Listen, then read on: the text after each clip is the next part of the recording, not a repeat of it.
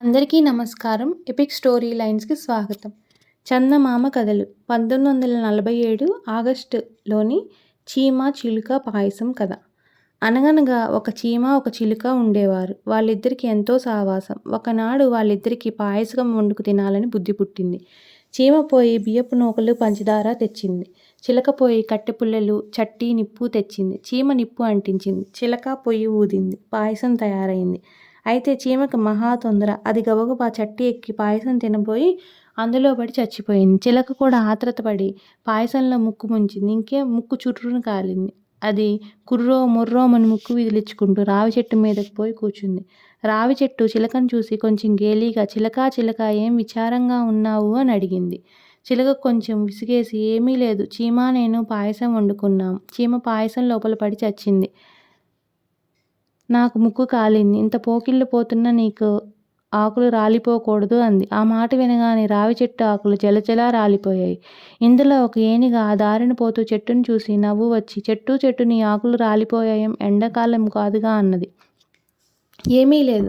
చీమా చిలక పాయసం వండుకున్నాయట. చీమ అందులో పడి చచ్చిపోయింది. చిలకకు ముక్కు కారింది.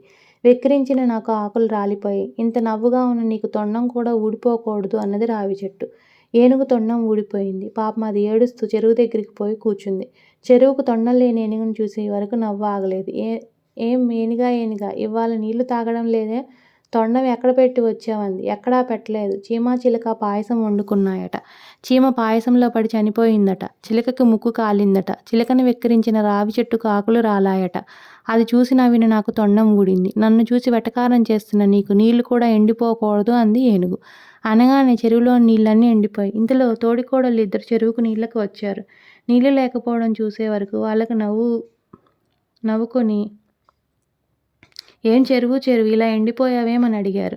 ఏమీ లేదు. చీమా చిలక పాయసం వండుకున్నాయట. చీమ పాయసంలో పడి చచ్చిందట. చిలక ముక్కుకి కాలిందట. చిలకను వెక్కిరించిన రావి చెట్టు ఆకులు రాలాయట. అది చూసి నవ్విన ఏనుగుకు తొండం ఊడిందట. ఏనుగును చూసి వెటకారం చేసిన నాకు నీళ్ళెండిపోయాయి. నన్ను చూసి పగలబడుతున్న మీ బిందెలు అలాగే అంటుకుపోతే ఎంత బాగుండు అన్నది చెరువు. అనగానే బిందెలు అంటుకుపోయాయి. ఇంతలో ఇంకొక మనిషి కావిడితో నీళ్లకు వచ్చి చెరువులో నీళ్లు లేకపోవడము బిందెలు అంటుకుపోవడము చూసి పాపం అతను మంచిగానే ఏమమ్మా బిందెలు అట్లా అంటుకున్నా ఎందుకు అని తెలుసుకోవడానికి అడిగాడు.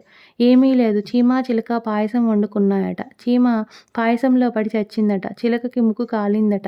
చిలకని వెక్కిరించిన రావి చెట్టుకు ఆకులు రాలాయట. రావి చెట్టును చూసి నవ్విన ఏనుగుకు తొండం ఊడిందట. ఏనుగును చూసి వెటకారం చేసిన చెరువుకు నీళ్ళెండిపోయాయట. చెరువును చూసి పగలపడ్డ మాకు బిందెలు అంటుకొని పోయాయి. ఇక మమ్మల్ని ఓదార్చడానికి వచ్చిన నీకు కావిడి అంటుకుపోకూడదు అన్నారు వాళ్ళు కడుపు మంట పట్టలేక. అయితే ఈ మాట అని అనకముందే ఆ మనిషి కావిడ కింద పారవేశాడు. కావిడ కింద పడ్డంతోటే వాళ్ళ భుజాల మీద బిందెలు ఊడిపోయినాయి.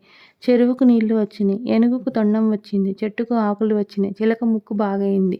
చీమ బ్రతికింది. అందరూ ఆనందంతో పాయసం తాగారు.